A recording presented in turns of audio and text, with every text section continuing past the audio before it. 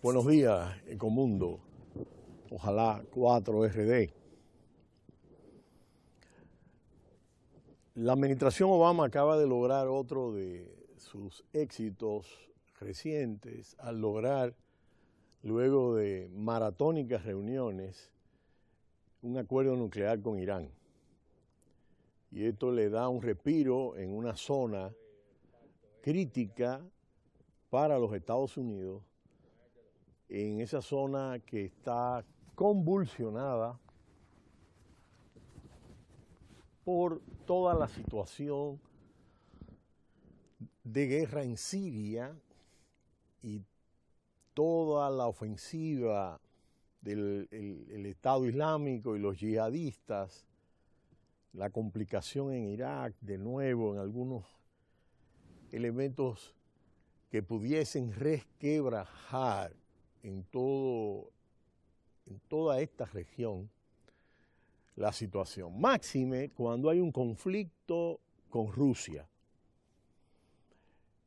Y ese conflicto con Rusia y Ucrania tiene un tema importante porque Rusia es un gran suplidor de gas natural a Europa. Rusia es casi un gran continente, es inmensa, es extensa. Y esto ha tensionado de manera muy importante la agenda mundial y los Estados Unidos han hecho incluso un desplazamiento de tropas recientemente. Y junto con la OTAN, ese proceso de negociación con Putin ha sido verdaderamente significativo y crítico, ¿no? Y hemos visto cómo ha habido incluso algunos comentaristas del resurgir de la Guerra Fría y Putin ha logrado hacer alianzas importantes con China y con algunos países importantes a nivel mundial.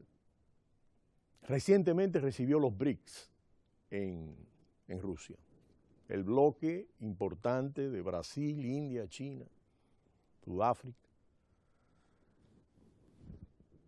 Por eso Obama llamó varias veces a Merkel y a Tsipras para que se lograra un acuerdo en la eurozona. Y fíjense que prácticamente la eurozona se ha resquebrajado políticamente pese al acuerdo que se logró. Y ahora falta refrendarlo en el Congreso y eso ha implicado que Tsipras pierda algunos de los apoyos que recibió y algunos llegan mucho más lejos.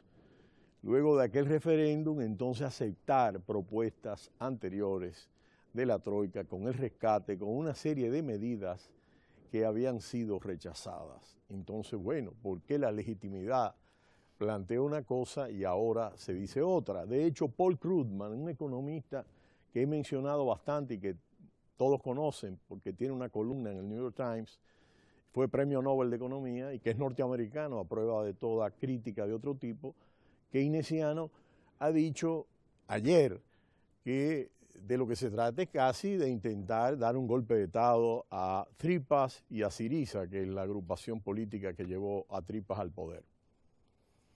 Y se han dividido los apoyos y las críticas y evidentemente, aunque la eurozona se mantiene y el euro, no es menos cierto que muchos planteaban volver al dracma o a otra moneda y evitar seguir con este criterio tan a rajatablas que ha planteado Alemania y eso ha causado grandes disputas.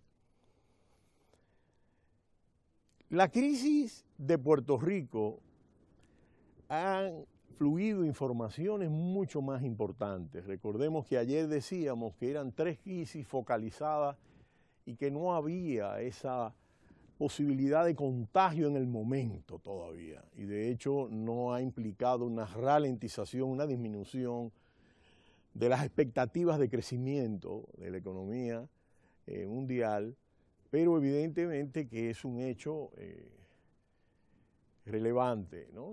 La crisis bursátil en China, y todo el tema de Grecia, mucho más complejo, mucho más estructural, pero en lo de China lo que hay que llamar a cuenta es que de esos crecimientos de 15%, 12%, y anteriormente 20%, ya estamos hablando de 7.5 a 7.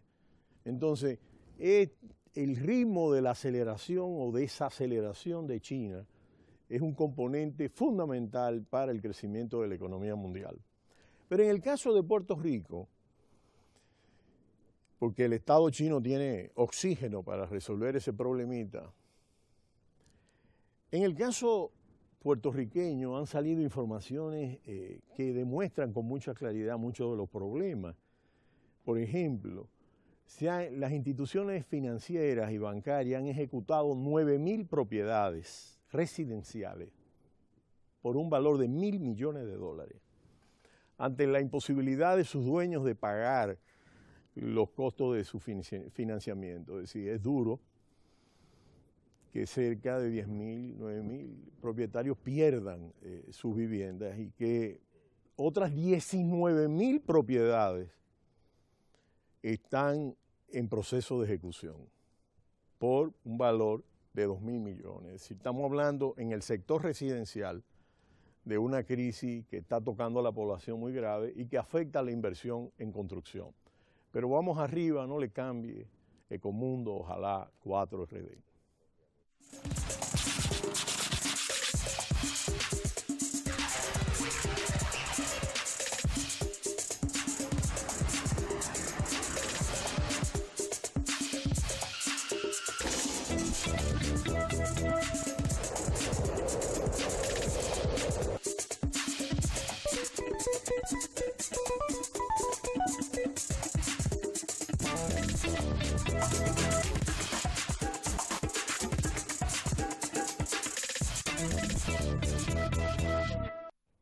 Y es que la economía puertorriqueña tiene 9 periodos consecutivos en rojo, desde el 2006 al 2015. Y es la peor crisis económica en 5 décadas, con un déficit fiscal de 3.650 millones de dólares.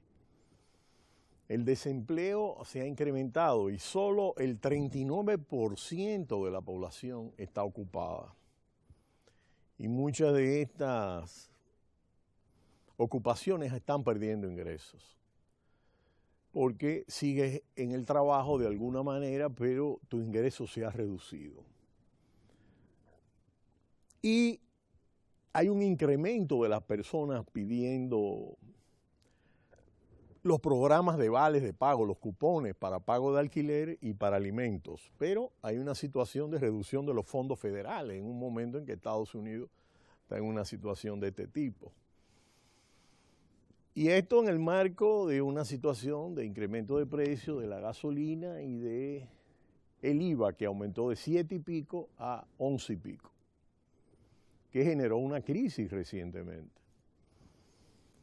Todo esto ha llevado que buena parte de la población, me refiero a ciertos sectores medios, algo de lo que ocurrió en 1989 aquí, con diferencias, mucha gente se fue a Miami. Ahora imagínense un país que es Estado Libre Asociado de los Estados Unidos desde 1899, desde iniciar el siglo XX.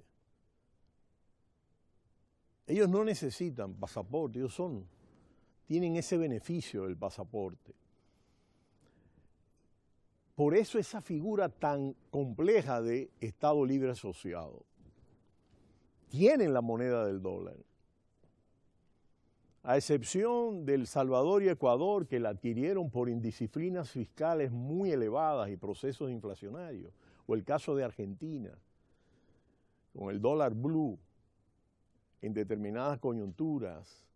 En este caso estamos hablando de que es la moneda del dólar y que siempre los puertorriqueños han estado asociados durante 115 años a los Estados Unidos como Estado Libre Asociado.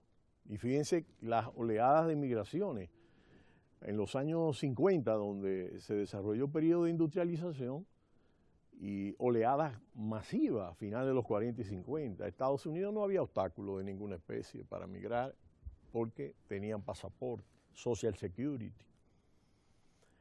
De manera que lo que ha pasado en muchos sectores medios ahora y en algunos sectores populares que tienen asiento en los Estados Unidos, Recuerden que la primera minoría en Nueva York, dicen que, está muy cercana la minoría puertorriqueña, la mexicana, la dominicana, pero en Nueva York los dominicanos y puertorriqueños tienen un gran peso.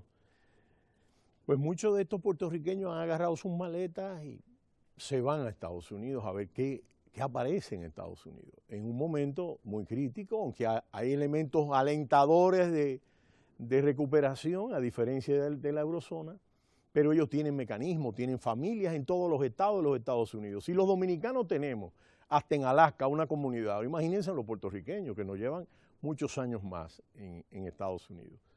Y esa es la situación. Hoy se sientan con los acreedores, han planteado con una deuda de 72,000 millones y sin crecer no tienen capacidad para pagar. Y aquí hay un tema de cómo se va a plantear, porque son tenedores de bonos privados en estos casos, a diferencia de Grecia, y aquí hay un tema de cómo se va a plantear la quita, un replanteo de la deuda para ver cómo se puede enrumbar el crecimiento en Puerto Rico. Y lo interesante en este caso es justamente cómo una serie de aspectos han marcado esta situación y ellos no pueden ajustarse a la ley de quiebra de los Estados Unidos, como hizo Detroit en su momento, y están en un proceso donde algunos dicen, bueno, pero vamos a la estadidad como única solución, pero los hijos no quieren, los Estados Unidos ni la Casa Blanca quiere adoptar, prefiere que se quede ese estatus de Estado libre asociado y máxime en una situación como esta. Es importante también las declaraciones de Alicia Bárcenas de CEPAL, que ha planteado condonar un planteo en una reunión, vamos a frisarlo aquí, condonar la deuda caribeña y que se cree un fondo subregional. Y eso es muy importante porque realmente esto permite que se pueda lograr tener un colchón para poder enfrentar situaciones de crisis. Y es un buen planteamiento. Y sobre todo ella argumenta que muchas de estas deudas vienen por los choques externos. Y aquí hay un tema donde las naciones industrializadas que se benefician de nuestros países y sobre todo estos acreedores rentistas de bonos, los bonistas, pues en estos casos viene todo este diálogo y es importante que el organismo más trascendental en términos económicos de América Latina, la CEPAL, haya planteado este elemento ante la situación actual, ¿no? Ha habido una disminución de precios, las estadísticas de ayer de la FAO, de 1.9% en los precios a nivel mundial. En este caso, cuando nosotros vemos de manera agregada, el tema fundamental está en cómo, y había presentado los números, ha habido desde la crisis del 2008 y de la crisis bursátil una situación de endeudamiento creciente de todas las economías mundiales. Y este es un tema recurrente en esos momentos de caída del ciclo. Y una de las cosas interesantes con que quiero terminar y que luego voy a comentar algunas cosas, vamos a frisar esto, es el trabajo pionero hace ya muchos años del otro sendero. El libro de Hernando de Soto causó un gran impacto hacia finales de los 80 y es un tema hoy día muy importante. Es un empresario peruano, nacido en 1941 y que hizo un planteamiento importante en términos de cómo impulsar una revolución informal a través de la pequeña economía. Pienso, y el presidente de la República lo recibió en su despacho, que el presidente en todos estos repartos a la pequeña, a la microempresa, pequeños emprendedores a nivel nacional, está detrás de este enfoque. Pienso que es el enfoque por donde se va impulsando la economía y hacia donde se va a impulsar la economía en esta nueva época de crisis de paradigma. pienso que el presidente tiene esto muy cerca en su cabecera. El otro sendero, y es lo que está dando resultados en términos de todo el crédito a la micro, pequeña empresa a nivel nacional. Muchas gracias, Ecomundo. Ojalá 4RD.